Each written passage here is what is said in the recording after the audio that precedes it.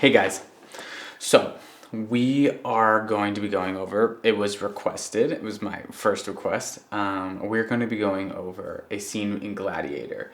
And I'll take the perspective of both Russell Crowe's performance as well as Joaquin Phoenix's. I believe I'm supposed to do an emphasis on Joaquin Phoenix's performance, so I'll try to do that. But yeah, I'm pretty excited I'm pretty excited. I really love this scene. I love this movie. If you haven't checked out Gladiator, I mean, spoilers, I guess, but Gladiator. Oh, yeah. I mean, acting, the storyline is great. It's not brilliant, but it's great. The acting is amazing. And the score, it's one of those scores that you realize why a score pretty much makes a film what it is. Like, it really does, especially for like serious, more intense films. So, sorry. Let's watch. I'll see. And I'll pause it throughout, guys. So if you wanted to watch the whole scene, you feel free to actually go and watch the scene. But I want to do a breakdown from on an actor's side, what it looks like.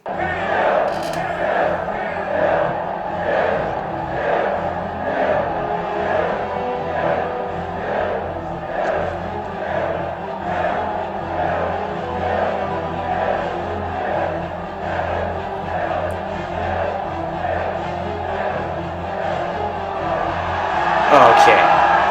Oh, okay.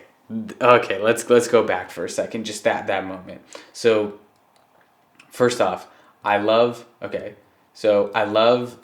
here Joaquin Phoenix's reaction to the stadium. There's a lot of thought. I really like that actually, even though Joaquin Phoenix played this perfect role when he was genuinely in the public eye, not like here, genuinely in the public eye, like during the next moment where you get to see thumbs up, thumbs down, then he puts on this character. But right now he's in a very analytical mode. The character was this really perfect, the way he played it was this perfect perfect balance of very intelligent, especially on an analytical basis. He was like constantly analyzing his surroundings, but was so fragile. So it was almost this broken man who's very analytical.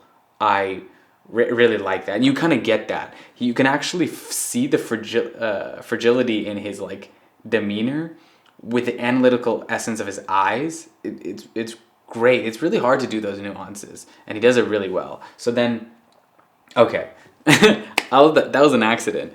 This shot, man, I don't know, just like the way he does it, the way he does his mouth open, the way he holds his eyes.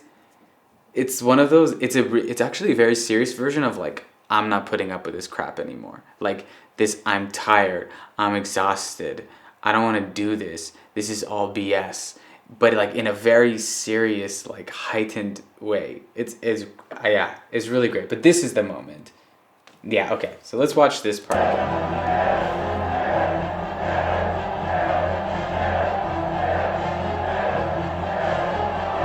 Okay. Sorry, I love watching this scene. See if you guys notice it.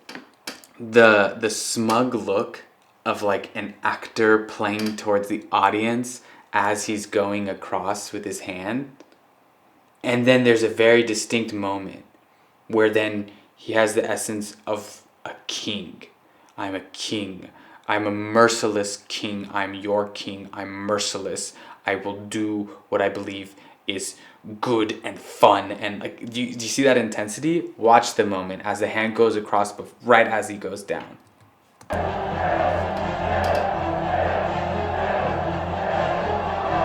Oh, it's like a 3-second shot, and there's a perfect smug. He even does a head move without it seeming like it's like it's too over the top. Very slight head move, and then a change in the demeanor, change in the eyes. All of it is calculated, is brilliant. This shot, look at the anger and contempt he has for Joaquin Phoenix's character, but then this cold, calculated moment of not even a hesitation set up. Not a hesitation set up to do the moment because he could do it. That's like this really cool part. The reason I like this is a lot of times in that moment he would have hesitated, but it's perfect for the character, which actually is a little bit more scene direction in that he doesn't hesitate at all. Granted, I bet you if Russell Crowe would have hesitated there, the director would have let him do that because it's Russell Crowe.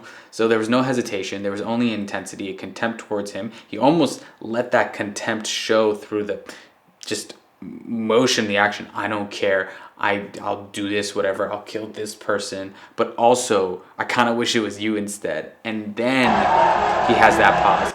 But the best part is, so when he lets go of the axe, that's when he's like not going to do it because he was never really going to do it. And there's like very little hesitation in his performance. And that is why people loved Russell Crowe's character in this movie. Maximus is like a very well-loved character because of the way he portrayed the authenticity of his humanity. He was an intense person. He was a pretty manly man. Sorry, I got a message. But he was a very authentic person. He was a manly man. But he was like, he had like a very genuinely good character. Like he had a good sense of character and moral compass. And his moral compass didn't really have hesitation. That's like and people respected the crap out of that. So it was really great. These spineless weasels. Oh, you know what's great? Do you notice how often the character's mouth is open? And I don't know if I'd 100% go as far to say that's like a sign of disrespect, but like the mouth open and the intensity of his eyes is a really good dichotomy that he does in this whole scene, where there's an element of contempt in the eyes and the mouth open with like a level of fearlessness that just shows that he doesn't respect anything about Commodus, like at all. Joaquin Phoenix's character garners no respect from him, and I think that's very interesting. She's not doing a lot. I wish she would be doing more. Oh! Okay, so Joaquin Phoenix's character. So if Russell Crowe's character is all about the subtlety of the acting, Joaquin Phoenix's is all about very distinct moments. You can see almost every element of his acting, but they're expressive, but they're not very loud, if that makes sense. You can see it, but they're not extremely aggressive. So I love this moment of, you see his eyes, he believes he's king, he believes this person is just whatever to him, it doesn't matter. Even though they have a relationship, he's king.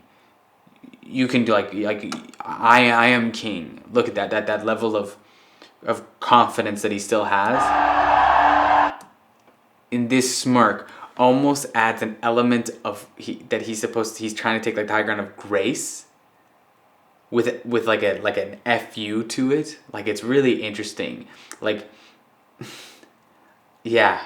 Oh, that's such a good moment because you can smirk, but he still holds the intensity in his eyes while keeping an element of, I love that grace and poise into the fact that he's still king and there's all these people that are now watching him, but he still has an element of smugness that he can't help but give to him. So instead he does this half-baked smile for the people while Maximus knows exactly what he means by that. I can't believe how much we've just done in the 48 seconds.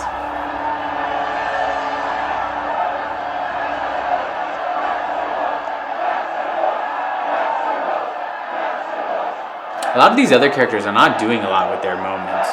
I would have dared them to do more, but that's okay. Okay, let's skip forward a bit.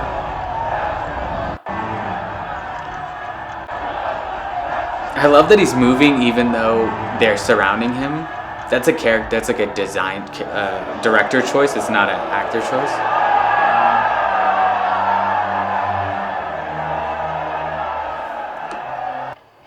Are we so different, you and I? You take life when you have to, as I do. Okay. So a lot of this has to do with the dialogue, but the way. Okay, so amazing thing about the way Joaquin Phoenix has played this is he added an element of femininity to the character, even though if you want to think like that's disrespectful to femininity, it has to do with weakness. I don't think that's the point. I think there's an element of femininity because his character is delicate. And I don't think that, I think it gives a good juxtaposition to Maximus, Russell Crowe's character, who's a little bit more burly. And I think that's cool. That's an interesting thing. I do think it's something to note that maybe nowadays they would have added like femininity and try to make the character more strong. But I think the way they did it is very respectful in this film, that it has a femininity to it, but he's more of just a delicate person. And my favorite element is he keeps that throughout. Christian Bale is really good at this. Joaquin Phoenix is really good at this, keeping the character constant throughout, as opposed to breaking it when you have a big moment and then you just lose the character and you just start acting. I'm subject to that. A lot of people do that, but he's doing a really good job here. I think there's a really cool element of Commodus doesn't really show a lot of hatred towards Russell Crowe's character, even though he always hated him for not. He took the love from his father that he always wanted, but there's actually like he respects him so much. There's so much like adoration in that he's trying to talk to him as if they're on equal grounds. That's the point of the way he does this, acts in this scene. He's showing that he is the same as Russell Crowe's character because he respects Russell Crowe's character because everybody respects Maximus. And I think that's cool. But he's trying to keep that, I'm king, but like I'm going to talk to you as equal because I know that you're also awesome. So now let's go into a little bit of Russell Crowe's element. You have to. When they ravaged her. Again. And again. And again. Okay. The reason why that moment is so great, that's a very, not cliche thing to say to somebody, but like clearly egging him on. It's obvious provocation. Because his character motivations are very clear. So I don't really want to talk about the character motivations because that's more of like the direction. The really interesting thing is that line. Somebody else maybe it could have been said in a way where it was intimidating, like an anger, like that's savage. But when he says it, it just sounds like pathetic and weak. It sounds really cruel, like oh my God, no you didn't type of moment. But like he still sounds weak. That's brilliant. That's absolutely genius. Absolutely genius. Because a character wouldn't suddenly become some tough guy, I'm going to savage you. He's just provoking him, but he's such a weak man that he's provoking him, and he's weak.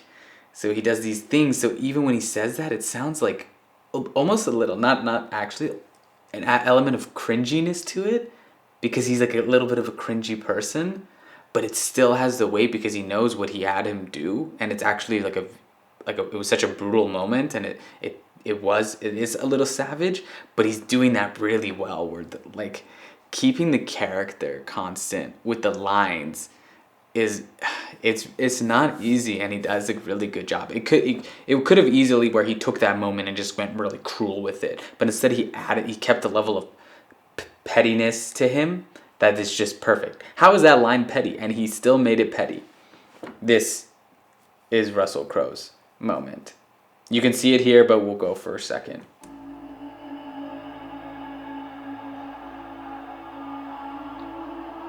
Time for honoring yourself will soon be at an end.